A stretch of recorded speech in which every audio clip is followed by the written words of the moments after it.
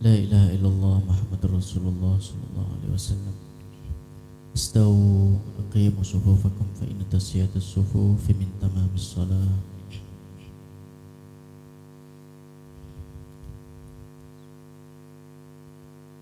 الله أكبر.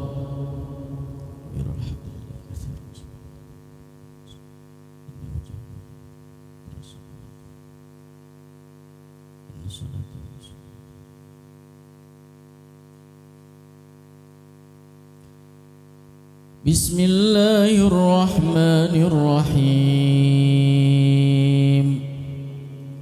الحمد لله رب العالمين الرحمن الرحيم مالك يوم الدين. إياك نعبد وإياك نستعين. اهدنا الصراط المستقيم صراط الذين أنعمت عليهم غير المغضوب عليهم ولا الضالين.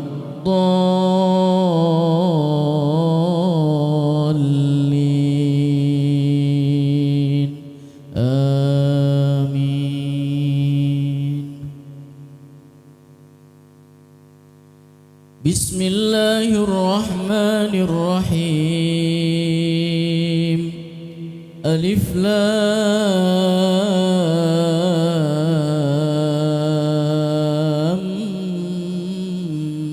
ميم. ذلك الكتاب لا ريب فيه هدى للمتقين الذين يؤمنون بالغيب ويقيمون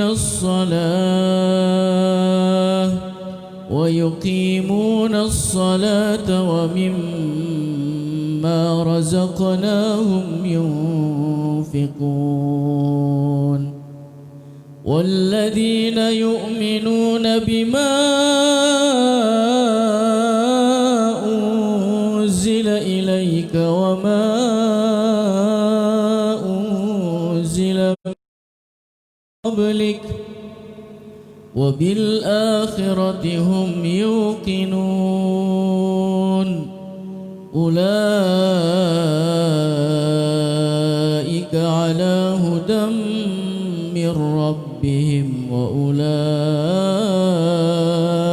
هم المفلحون. الله أكبر.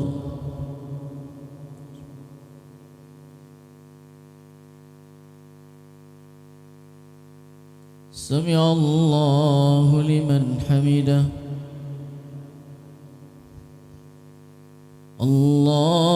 الله أكبر.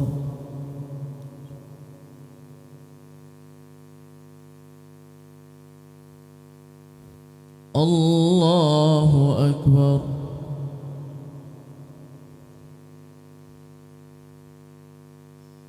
الله أكبر.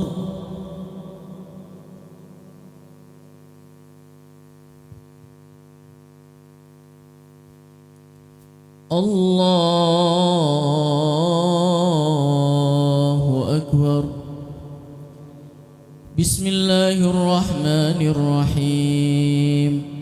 الحمد لله رب العالمين الرحمن الرحيم مالك يوم الدين. إياك نعبد وإياك نستعين. اهدنا الصراط المستقيم صراط الذين أنعمت عليهم غير المغضوب عليهم ولا الضالين.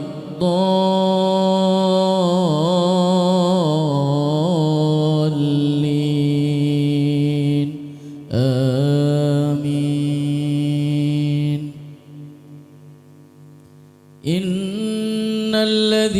كفروا سواء عليهم أأنذرتهم أم لم تنذرهم لا يؤمنون ختم الله على قلوبهم وعلى سمعهم وعلى أبصارهم غشاوة ولهم عذاب عظيم ومن الناس من يقول آمنا بالله وباليوم الآخر وما هم بمؤمنين يخادعون الله والذين آمنوا وما يخدعون إلا أنفسهم وما يشعرون في قلوبهم مرض فزادهم الله مرضا ولهم عذاب أليم بما كانوا يكذبون وإذا قيل لهم لا تفسدوا في الأرض قالوا إنما نحن مصلحون ألا إنهم هم المفسدون ولكن لا يشعرون وإذا قيل لهم آمنوا كما آمن الناس قالوا أنؤمن كما آمن السفهاء ألا إنهم هم السفهاء ولكن لا يعلمون ألا إنهم هم السفهاء ولكن لا يعلمون وإذا لقوا الذين آمنوا قالوا آمنا وإذا خلوا إلى شياطينهم قالوا إنا معكم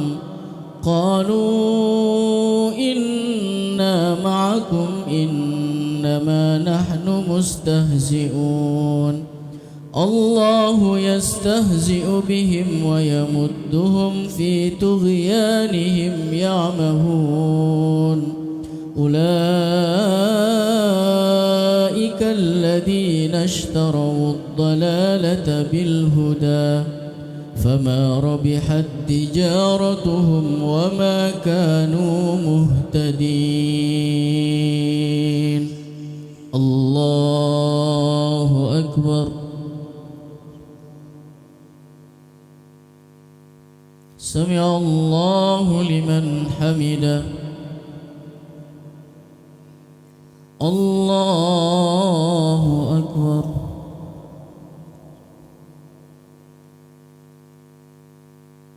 الله أكبر الله أكبر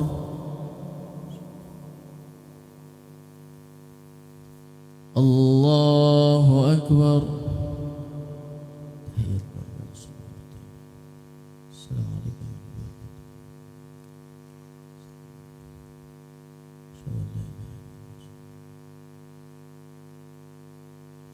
الله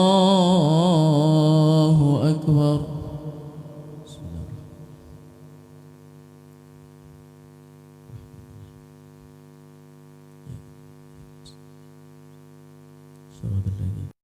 الله أكبر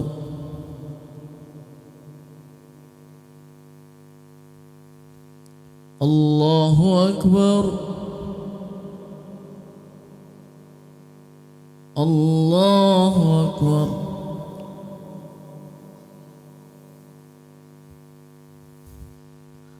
الله أكبر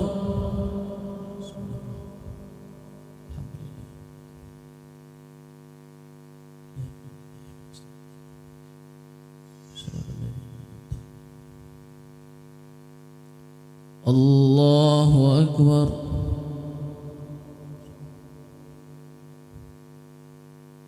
سمع الله لمن حمده الله أكبر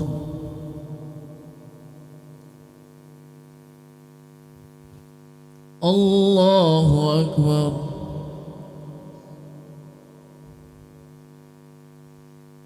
الله أكبر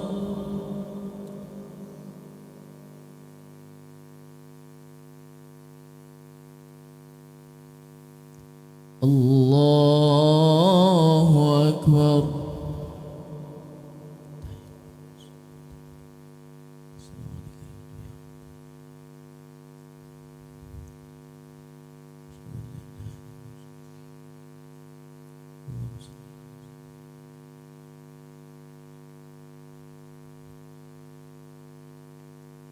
السلام عليكم ورحمة الله السلام عليكم ورحمة الله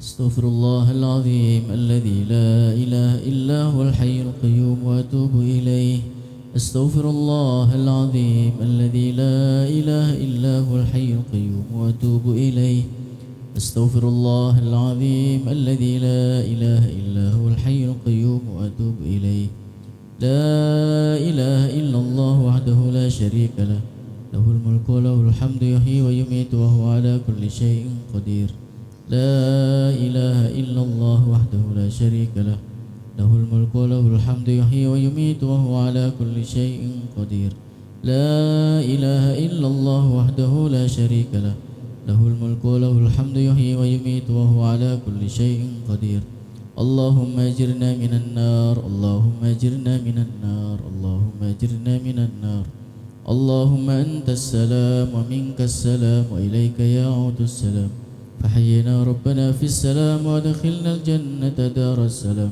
تباركت ربنا وتعاليت يا ذا الجلال والإكرام الله لا إله إلا هو الحي القيوم لا تأخذه سنة ولا نوم له ما في السماوات وما في الأرض من ذا الذي يشفع عنده إلا بإذنه يعلم ما بين أيديهم وما خلفهم ولا يحيطون بشيء من علمه إلا بما شاء وسع كرسيه السماوات والأرض ولا يؤوده حفظهما وهو العلي العظيم إلهي يا رب أنت مولانا سبحان الله سبحان الله سبحان الله سبحان الله سبحان الله سبحان الله سبحان الله سبحان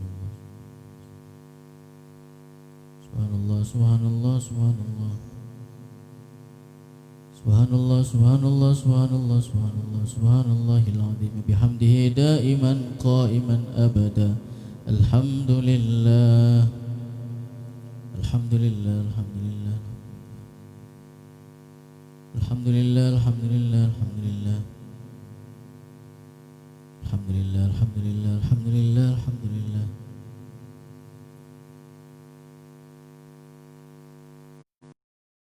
بالعالمين على كل حال وفي كل حال ونعم الله أكبر الله أكبر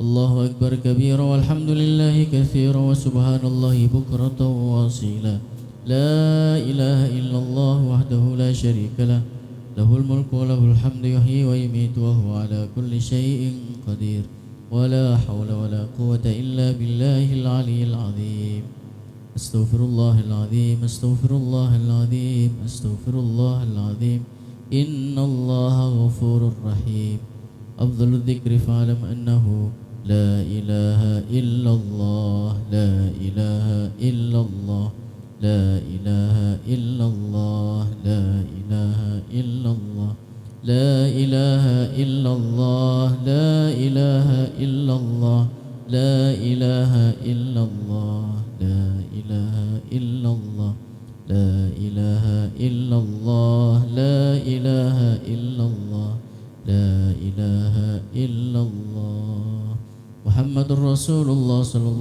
عليه وسلم.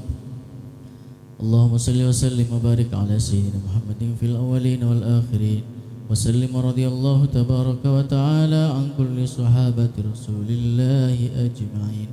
الحمد لله رب العالمين حمدا يوافي نعمه ويكافئ مزيدا. يا ربنا لك الحمد كما ينبغي لجلال وجهك الكريم وعظيم سلطانك.